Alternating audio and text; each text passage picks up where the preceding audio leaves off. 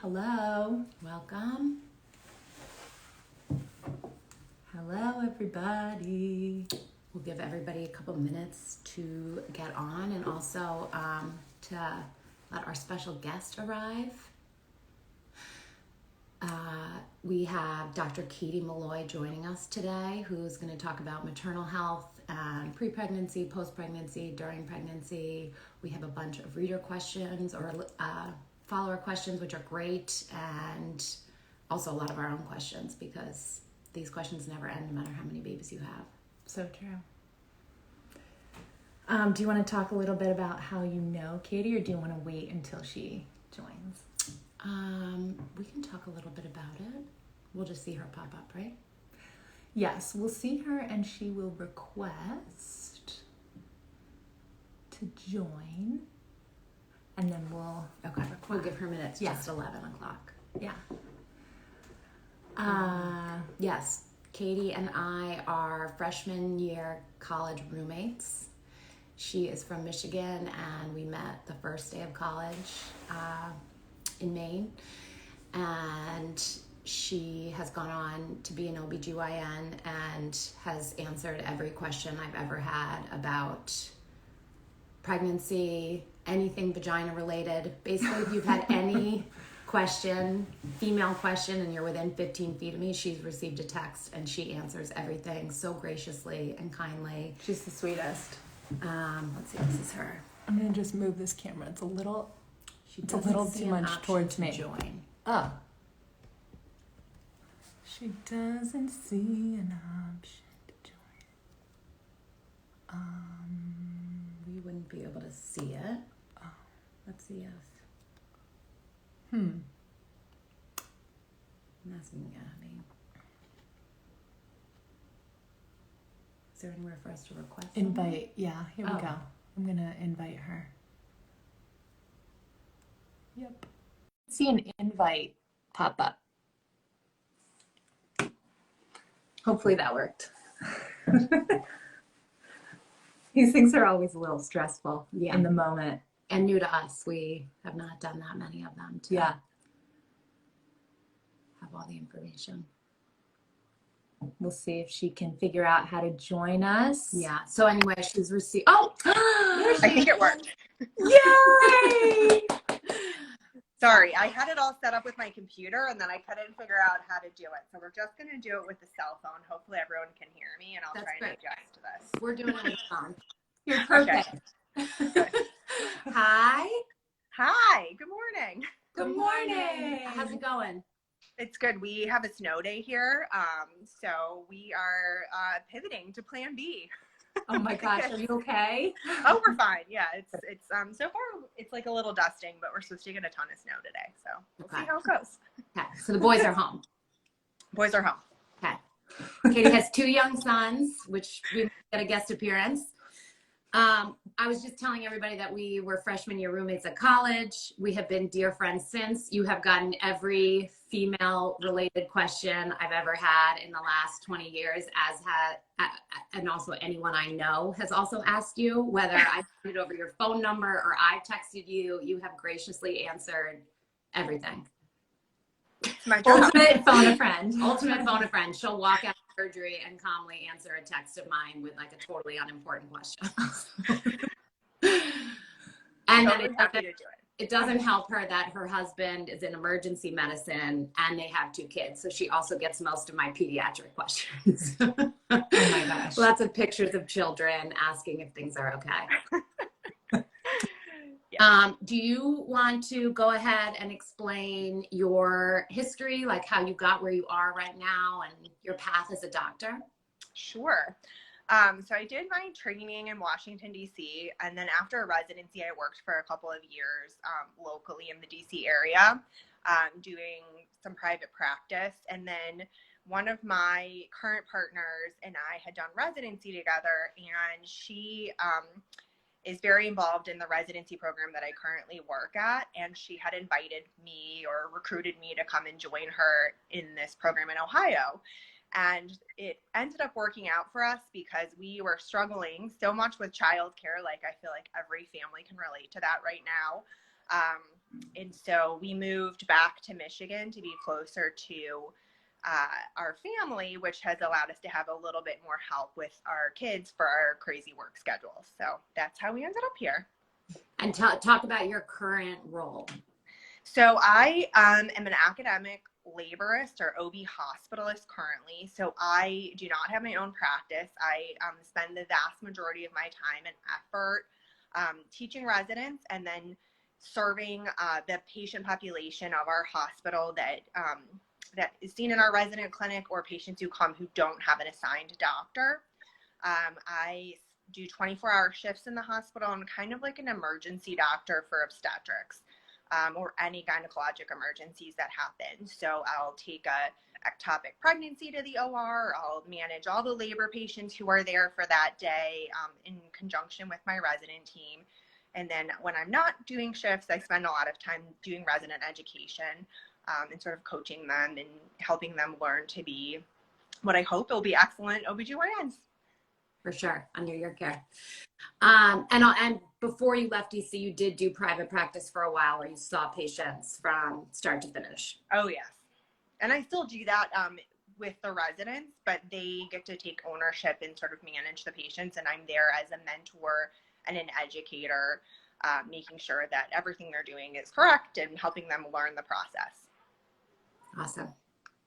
24-hour shifts is something I cannot imagine. You get used to it. Get used to it. I'm sure. Maybe. Okay, then we'll dive into our questions. We shared some of these questions with Katie before, but we thought we'd walk through kind of pre-pregnancy, post a little bit with some specific stuff. So I guess our first question is, before anybody gets pregnant, what's your number one piece of advice for someone that is having trouble conceiving? So I think the first thing is just to know that you're not alone and that infertility is extremely common, and that to just be patient and realize these things sometimes take time. I usually recommend starting just with some basic tracking of the period cycles to try to figure out when you're ovulating, doing some ovulation prediction kits, which you can just get over the counter. And then once we sort of have seen that there's been frequent unprotected intercourse without conception, usually by a year, sooner depending on age, sometimes as early as 6 months, then it's time to ask for help and sort of bring the data that you've collected during that time to your OBGYN or midwife, and they can help point you in the right direction of what further workup you may need. And when you say sometimes sooner because of age, is it younger that you recommend sooner or older recommend sooner? So for women, unfortunately, it's not fair, but age-related infertility is the number one cause of infertility. So once we start getting into our mid to later 30s, into our 40s, it can become very difficult to conceive spontaneously without assistance. So when people are over, getting into the mid to late 30s, I'll refer them sooner rather than later. And if they're over 40, really a short trial of trying spontaneously is probably reasonable. And then just making sure we start the workup and sort of looking at options depending on what that family is interested in. Okay. Yeah, that makes sense.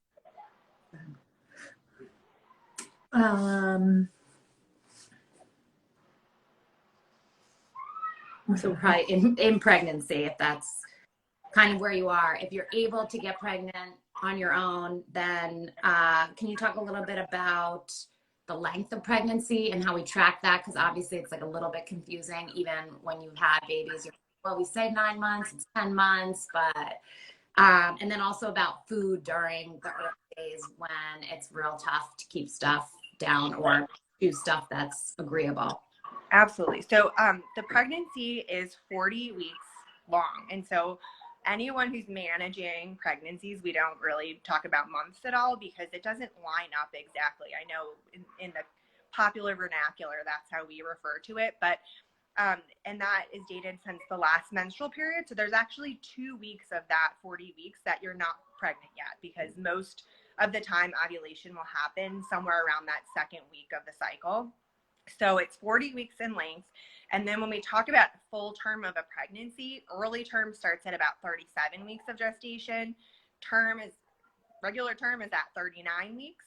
And then once we get beyond that 40th week, we're looking at post dates and into the post-term period for that pregnancy. So 40 weeks is the answer for that. It's a long time. It's a long time. And then as far as that first trimester, that's a really common and sometimes challenging experience for patients or for families. And so I think the best sort of weird way to think about this is that the pregnancy is a very good parasite, and your body will preferentially give nutrition to that developing pregnancy. So I really tell my patients to focus on hydration and eating what they can keep down. So this is not the time to be stressing about if you're getting enough of a certain vitamin or if you're eating enough kale. It's like whatever you can keep down and manage, as long as you're staying hydrated, your body will preferentially give that nutrition to the pregnancy. And that being said, there are definitely very serious medical conditions where we need to intervene. And so if you start losing weight, if you're getting dehydrated, and the best sort of marker for that, I usually encourage patients to monitor their urine output and the color of their urine. If it starts to get really dark, then that's a sign of dehydration. And if we're getting dehydrated because of the amount of vomiting that we're having or the amount of nausea or limited foods that we're able to keep down, it is for sure time to ask for help. And there's lots of medications and things that we can try. And some people do even need to get IV hydration or hospitalization, depending on how severe their nausea and vomiting of pregnancy is. So just do the best you can, focus on hydration. And if you're worried, it's time to just ask for help. So scary.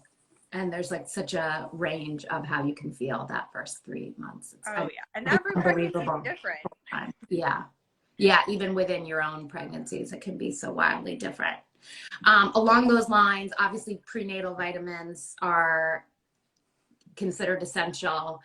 Can you talk about like what makes them essential, what pieces of them are essential? And obviously I used to always have friends say, oh, this one made me constipated, this one made me nauseous. Like, is that because of the brand or because your body doesn't react the same to things as someone else? Sure. So this is another very common question that we get all the time. And really the data for prenatal vitamins is very robust on folic acid. And that is probably the most important and key thing. And we ideally would want to start that about 12 weeks before you're even considering conception. So in the United States, 50% of pregnancies are not planned. So this is in an ideal world where someone is, thinking ahead and planning this pregnancy. So having a prenatal vitamin with folic acid is definitely recommended. And that's most important in that early preconception period and then through the first trimester, because that's when those neural tubes are forming. And that's part of like the spinal cord. And folic acid is also really important in like cleft palate and things like that. So there's lots of birth defects that are decreased when we have adequate folic acid in our bodies to be able to give to that developing fetus.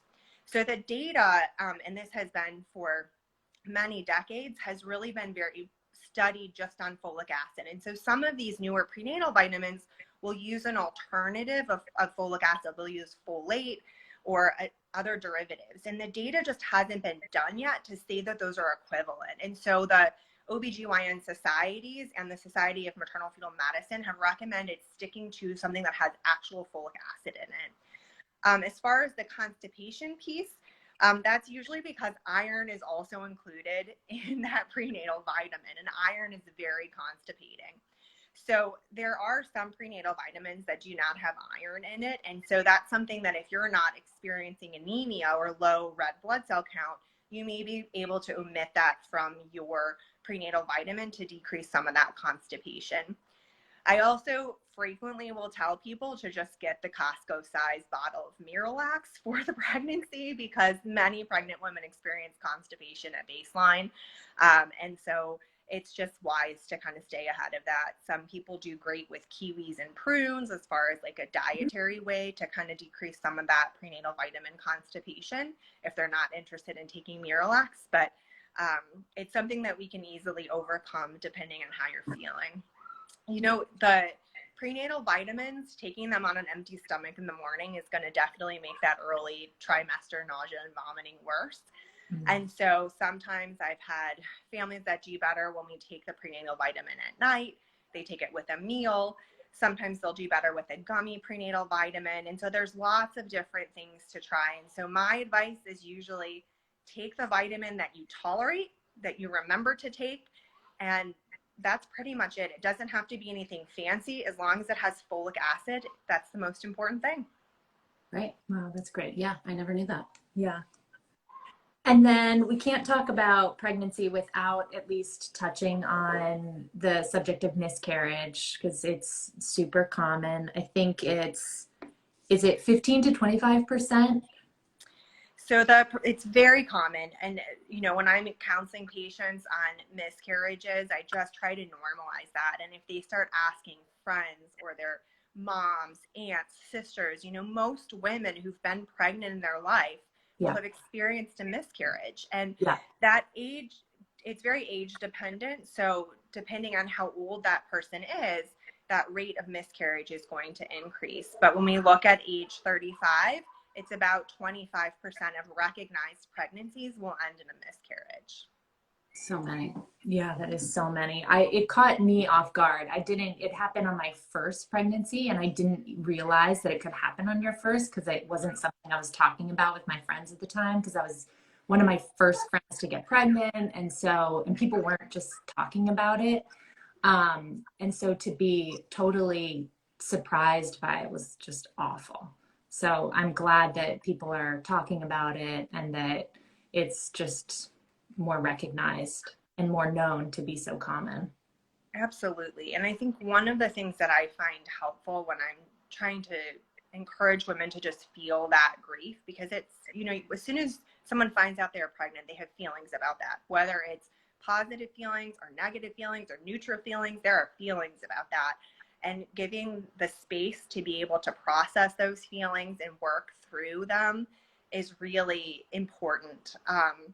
And the other sort of encouraging thing is that the vast majority of the time after a loss, the next time that there is a pregnancy, the most likely outcome is a term pregnancy. So that sometimes gives a little bit of hope, but just making this something that we talk about, something that's normalized, realizing how common it is, and then trying to provide a space to just work through those emotions as they're going through them. Yeah, it's so true. It's a real, so true. Yeah, I had one my first as well, and it is a real grieving process. Like, you don't even realize how much you have invested by that point. Oh, absolutely. It's so true. Oh, it's awful. Okay, so post-pregnant, or not post-pregnancy, but pregnancy into labor and delivery. How do you prepare your patients for this? We had one reader question that said she was scared about the pain during labor and plans on getting an epidural, but was still very nervous. And I remember looking around at moms when I was pregnant with India, and like all shapes and sizes, all ages. And I would think like, they're in this club. They know what happens. Yeah. And I'm on the dark side, and I am like so scared. And like, I'm looking at them and I think if they can do it, I can do it. But like, I don't feel like I can. Yeah. So common. And I think one of the things that I try to do is for patients who have very specific concerns or worries, or if there's something specific about this experience that they're concerned about, I try to talk about that part. So if it's pain control, it's talking through IV pain medications. A lot of places will have laughing gas or nitrous as an option. And then of course there's the epidural, and the epidural tends to be the gold standard of pain control because it's the most effective and also has the least amount of side effects for the baby as far as when we get closer to delivery.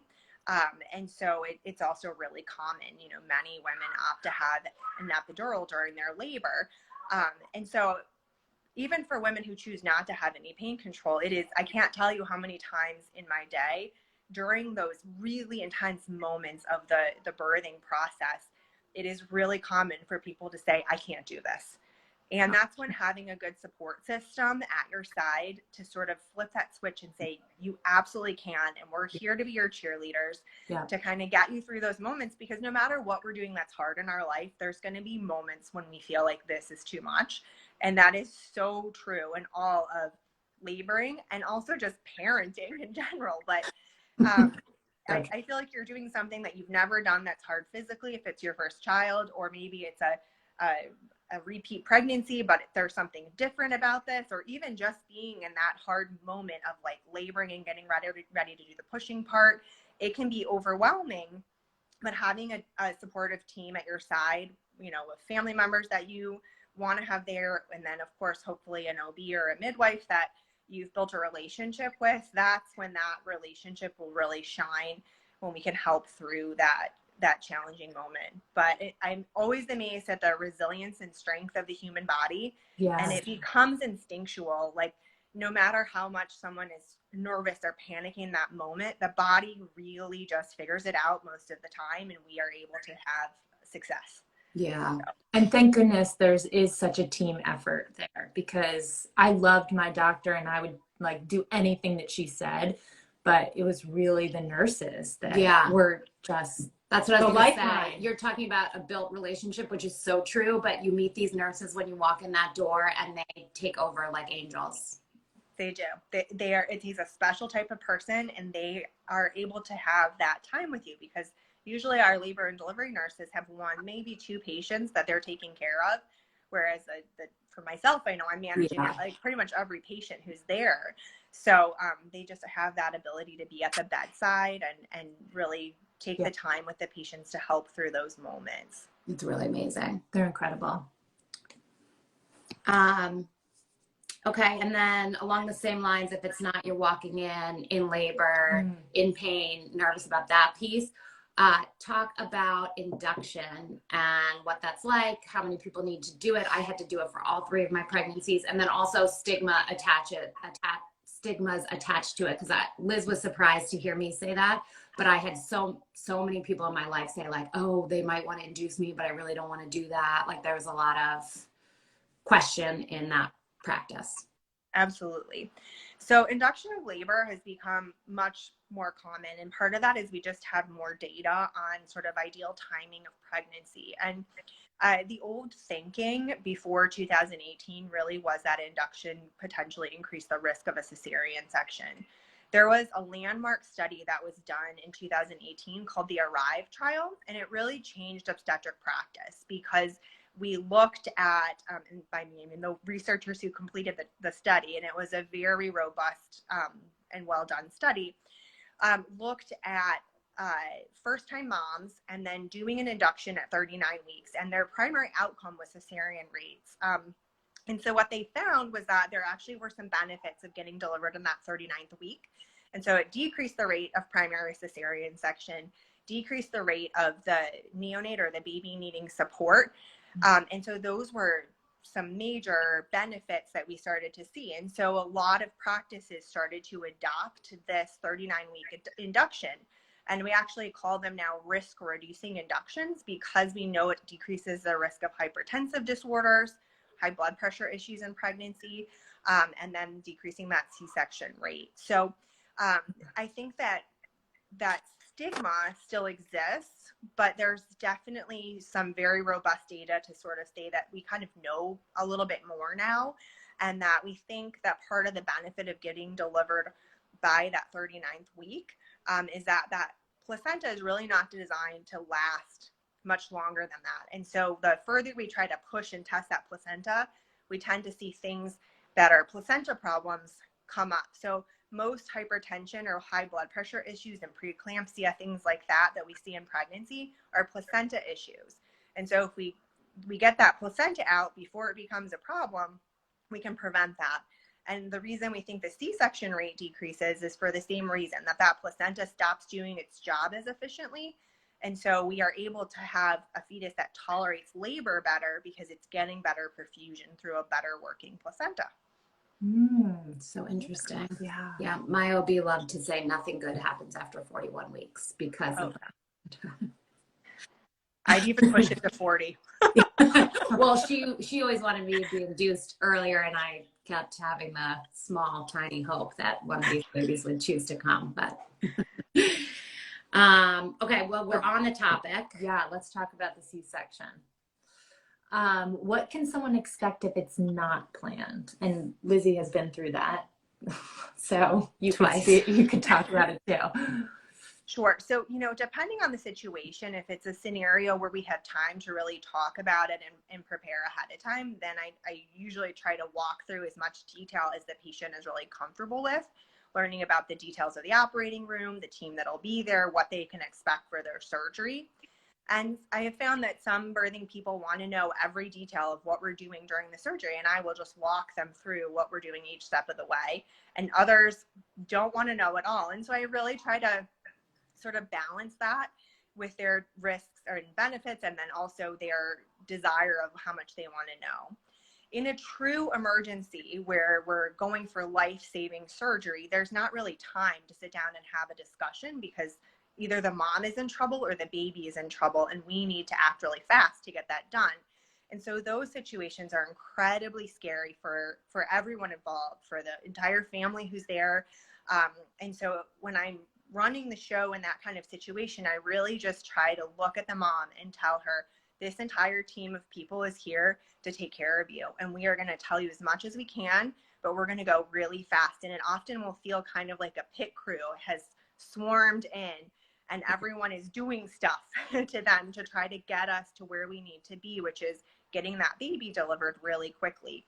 And so in those true life-threatening emergencies, our goal is to get that baby out really fast. And it feels insanely overwhelming to the families and patients. And so afterwards, when everything is calm and hopefully we've achieved our goal of having a healthy mom and a healthy baby and a safe delivery, I try to really sit down and go over everything that has happened, and talk about how it's normal to have a traumatic response to that, because it is a very traumatic thing, and that you need to be able to sort of process that.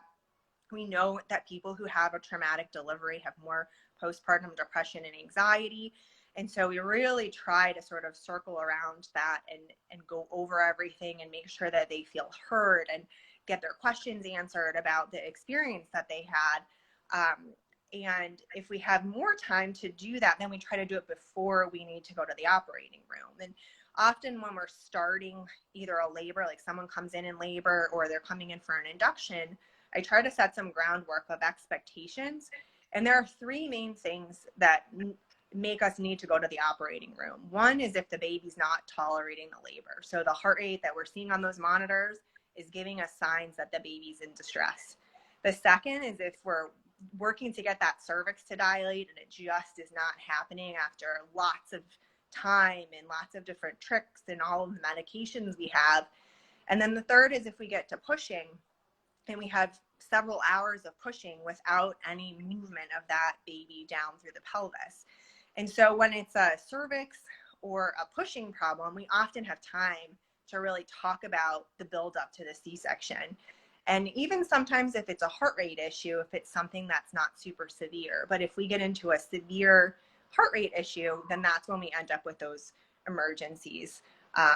And of course, there's things that can happen to the mom too that can necessitate that. But it's really just trying to use the time we have to review expectations, answer questions, and make them feel comfortable about why we're doing this, and what the goals are.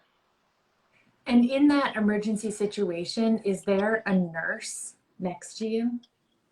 I had Like someone next to your head? Yeah, talking to me saying, this is what we're doing, because everybody's shouting. So someone is like, you're okay. This is what they're doing. Oh, I can see the baby. He's breathing. Really trying to calm you down. Mm-hmm. Yeah, and so usually the team that will be doing that once you get into the physical operating room is the anesthesia team. And so there's usually one or two anesthesia, whether it's a CRNA or an anesthesiologist. And then most of the time when a true emergency happens, the entire unit, so like most of the nurses will be in there, and the doctors, like everyone, it's all hands on deck to try to expedite providing this care as quickly and as safely as we can. Quick in, quick out. It's like they all come, and then all of a sudden there's two people there, and you're like, what just happened? Oh my gosh. So intense. So intense.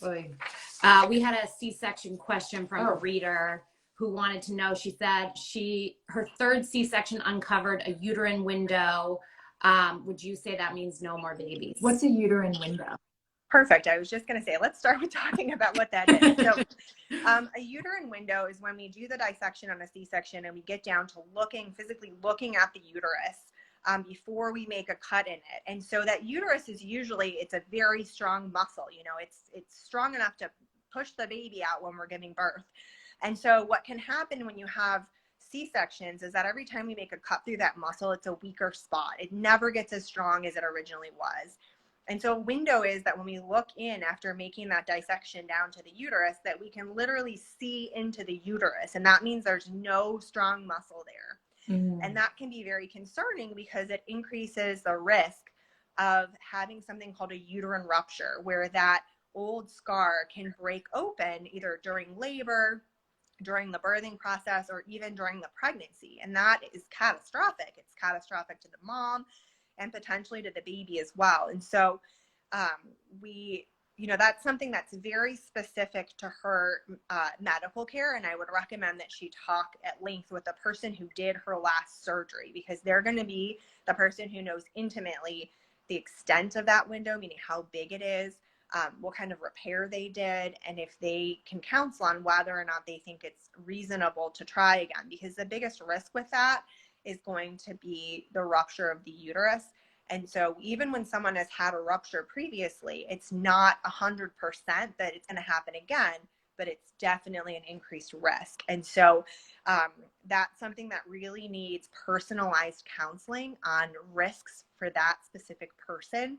But it is something to be mindful of, and it's definitely something that we pay close attention to, because it's a defect in the uterus that didn't heal the way that we wished it would have. And is it true or false that usually they say, like, once you've had 3 C-sections, it's not like you can have more babies, or there are situations where you can? So I don't think that there's necessarily a number that I would say after this many C-sections, you shouldn't have any more C-sections. More the condition. We don't typically recommend a trial of labor, meaning trying for a vaginal birth after the second C-section. And there's lots of reasons, and that's something that can be discussed with someone's individual OB. Yeah. But it really depends more on the healing, because, I've done someone's 6th or 7th C-section, and the uterus has healed beautifully. And sometimes we get in the second C-section and you're like, wow, this looks like it's the 4th C-section.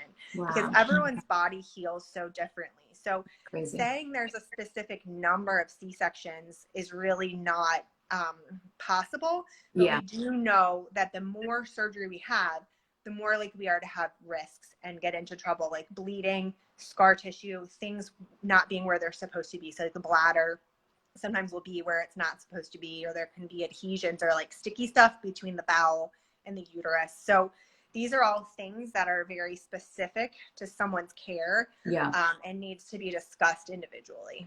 Got it. That makes sense. Speaking of which, obviously we are so thrilled to have your advice, your medical advice, but anybody listening should definitely defer to their primary doctor. OB. Oh, absolutely. Yes. This is not individual medical advice. Yeah. One other reader question was if you had any information related to marginal cord insertion, which neither Liz or I was familiar with. Sure. So when we do anatomy ultrasounds, we look at that placenta. It's such an important organ that we kind of underappreciate, I think. And so we're looking at where that umbilical cord attaches to the placenta. And ideally, it should be close to the center, because you're then getting access to all of the nutrition, all the blood flow should be equal, and it should function most efficiently. There are some abnormalities that can happen with the location of that umbilical cord. So the umbilical cord can insert on the edge of the placenta, and that's what a marginal cord insertion is. It's when, if you think about a big circular pancake that is the placenta, instead of having smack dab in the middle of the umbilical cord, it'll be over towards the edge.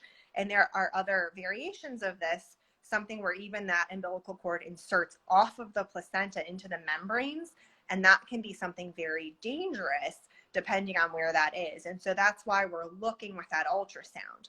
marginal cord insertion by itself usually doesn't really change much. As long as the baby's growing appropriately, it doesn't change our management at all. When we start to see the umbilical cord inserting into the membranes, that's when we start to worry a little bit more about higher risk complications, and something called a vasa previa, which can be where that presenting part, instead of it being a body part of a baby, can be that umbilical cord, and that can be very dangerous and something that needs to be managed very closely with a high risk obstetrician. So interesting. So we talked a little bit about the birth care team when you go to deliver. What can someone expect for their birth care team? And then how has COVID impacted that too? So I do only hospital-based birth and care, so I can't really speak to any other experiences, but for my patients, and I've worked at several different hospitals, there is usually a primary nurse who's going to be the main sort of caretaker and manager of that patient during the laboring experience. There's people at the front desk that will check you in, and there are techs that will come take vital signs and help bring things like water and blankets and whatever just, human needs people need. There will be people from the cafeteria that will bring food when you're able to eat. And then there are techs on the floor that will do things like set up the delivery instruments or be in the operating room to hand the surgeon instruments. And then, of course, you'll have either your midwife or your physician team helping take care of you.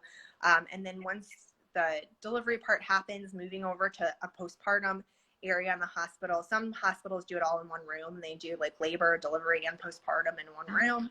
Many places will have the labor and delivery room, and then you go to postpartum for a different room.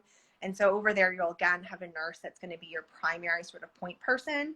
And then the ancillary staff, like the kitchen workers and the housekeepers and the techs, who will then also help to give you whatever you need. During COVID, I think the biggest thing that's changed for us is the visitor policy. We used to not have limitations on how many people you could have come to visit you in the hospital. But because we're trying to, balance the risk of infection with meeting people's needs to be able to have their partners and family members with them, many places have instituted limitations. And I know Lizzy experienced that firsthand with not being able to have family with her. And so I think that's been the biggest change. And it's very fluid. So depending on the case rates and what that hospital is experiencing, the number of visitors changes. And that's probably been the biggest thing. And then I know because of COVID, everywhere in the United States has really experienced some staffing issues. And so I know hospitals it's been all over the news about how they're struggling with staffing. And I think people are really trying to meet those needs regardless of how many staff are there. But I know that there's waits sometimes for cafeteria food, or the nurses maybe have more patients than they would at baseline have. And that's been a big impactor from COVID. Yeah. Actually, somebody asked us the best way, how can we best support doctors and nurses right now? That is such a kind, loving question. I know. I think the people who go into these kinds of jobs are really, built for service. And so everyone's motivation is that we're the helpers. We want to be the ones who are helping. And we've noticed in these times, people are doing the best they can. And I want people to feel empowered and encouraged to continue to ask for what they need and to speak up if something's not happening that they think it should be happening.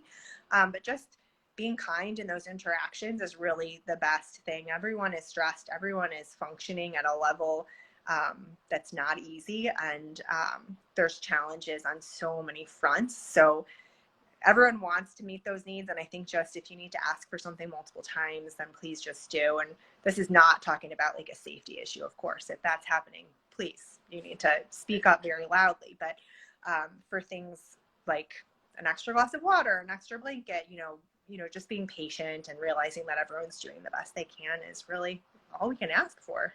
Yeah. So that's very kind. Yeah, It's a very kind question. Okay, we won't keep you too much longer. I know. Let's touch But on a it real little quick. bit on the fourth trimester. It's real scary to leave those hospital doors and have a baby in your arms and feel like you could do everything wrong at any moment. Such a weird feeling. Yeah, how should we be preparing for this as parents? And yeah, maybe start. Can you? Yeah, can you prepare? I think that one of the things I find myself saying frequently is that this whole laboring, delivering, birthing process is like the first lesson in parenting. And that's that we have no control over our kids. Like, they are going to do what they are going to do. And we can make the best plans in the world, and it is not going to go how we thought it was going to. So, I can say, even as someone who had my kids when I already was an OBGYN, I remember that first night with my eldest son, and I kept thinking, like, when is someone going to take this baby? Like, this can't be my baby, because why would they give me a baby? But you sort of just like So reassuring coming from you. Oh, 100%. It just felt so surreal because I had watched my own ultrasounds and just like felt like they were someone else's ultrasound. So when they handed me this baby, I was like, okay, now what?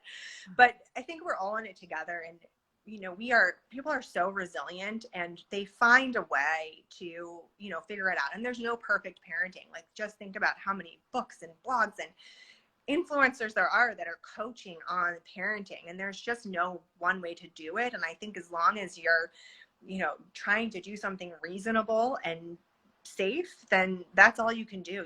You come with love and an effort to try, and an open mind, and I think that's really all you can do. But that fourth trimester is hard, and I think it's something that I know the OBGYN societies have really been trying to change and impact, because the care that we're providing in that fourth trimester is really limited. And so much of that is because of the way that healthcare is reimbursed, which makes zero sense. Like, we should be doing what's right for our patients. That a lot of times the insurance coverage, and when people lose their insurance again after having a baby, will dictate that. And so most people get 1, maybe 2 visits in that fourth trimester. And there's been a big move to really lobby and try to change that, so that we're doing more frequent visits and extending that fourth trimester really out to the 12th week postpartum, and trying to do better support there, because without having paid leave for people who've just expanded their families, it's really hard to say, come to these appointments, or, let's do some counseling to talk about postpartum depression, or talk about early parenting struggles. That's really hard if you have to go back to work. And something like 23% of people go back to work within 10 days of giving birth, which to me is just insane. It's not. And then it's not. And then by the 40th day, like, another 20% of employed people have gone back to work. So it's something that I'm very passionate about and will continue to keep advocating for. And I think the willingness on the care team is there. It's just being able to facilitate that, both from a reimbursement standpoint, but also in the way that we support families to allow people to be able to have that time to heal and learn to parent. Yeah, it's hard. It's hard. And so important. Yeah. Maybe a quick touch on breastfeeding. We know that there's a lot of information out there. People have very strong feelings about breastfeeding, not breastfeeding. What do women need to know going into it, and what's like your best advice? Sure. So I think as a mom who has now breastfed 2 children, it's probably the hardest thing I've ever done. And I think no one can really prepare you for that. Everyone says it's just so natural and it should be so easy. And then when you struggle with it, you're just sitting there being like, how is this so hard? But it really is. And it's something that even as an OBGYN, I got, some basic training on how to coach women, how to latch their babies and stuff. But until you really do that yourself, you're not an expert in it. And there are some fabulous resources available. I really think tapping into your lactation consultants, and most hospitals have lactation services, and that's something you can talk to your team sort of about, and then getting set up with someone who you can sort of follow once you get discharged from, the hospital, or if you're at a birth center. And then there's like an international board of certified lactation consultants, and on their website, you can find like a local lactation consultant to you, which is probably the best sort of help in troubleshooting any issues. And then there's a lot of peer support. So I love La Leche League for this, for families that don't have the financial resources to pay for a private lactation consultant, because it's peer-to-peer. There's a lot of peer help that's available. And then, of course, your OB team, your midwife, they can help you troubleshoot some of the basic things. But if it becomes like more complex than that, then really seeking out some of these breastfeeding experts is going to be your best bet. And there's a website that's called Kelly Mom.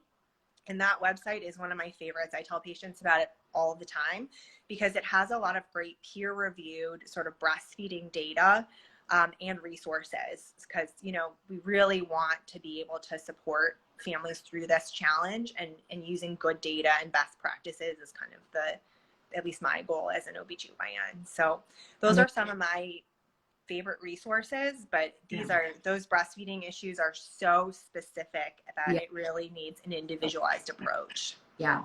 I think you sent me to Kelly Mom a few times, and there was great information on there. Okay, we're going to let you go, but do you have any great resources or sites or books that you recommend? That we can pass along and link, and we'll link to all the things that Dr. Maloy has mentioned. Sure. So, but ACOG, which is the OBGYN Society, has like a for patients, like frequently asked questions segment. And so I can definitely send you the access to that. There is the American Academy of Pediatrics has a book that is from You're Caring from Your Baby from age 0 to 5. And I think I have like screenshotted things of that and sent them to you before, Lizzy. But it's great because it's like, here is what your pediatrician wants you to know about basic stuff for taking care of a baby. And so that's a really good resource. Most libraries will have that. Or it's available from the American Academy of Pediatrics or from Amazon. And it's just like a great resource for a book. And then as far as some social media sort of connections, there is an MFM, that's maternal fetal medicine doctor named Dr. Shannon Clark. And she does a Instagram and a TikTok that's called Babies After 35. She's phenomenal. And she really takes things that are in the media and breaks them down into great infographics, and she'll do little TikToks about, whatever questions people submit to her. And all of her data is very evidence-based because she's a maternal fetal medicine specialist. And so she has great information on that folic acid prenatal question that everyone has. And she talks a lot about, having babies later on in life. And she'll talk about placental issues. She just posted one about placenta previa the other day, which is a specific placental complication. So she's one of my favorites because she really breaks down these very tough topics and makes them interesting and very accessible to everyone while we're on the go. Amazing. That's great. Because how many times are you breastfeeding in the middle of the night trying to look something up? And to have that ready is great. Well, we'll make sure to link and list all of these things. Yes. Great. Well, thank you for having me this morning. This was so much. That was so much information. You are a wealth of knowledge. We're so grateful. You're the best. Of course. Happy early birthday. Oh, thank you. You too. And happy belated, Lizzy. No, it was like so sad when we stopped being able to celebrate together because we don't live close anymore. I know. Too far. In spirit. Yeah. Thank you so much, Katie. Thank you. Oh, anytime. Happy to do it. It was helpful. Careful. We'll ask you back. No problem. Bye. Bye, ladies.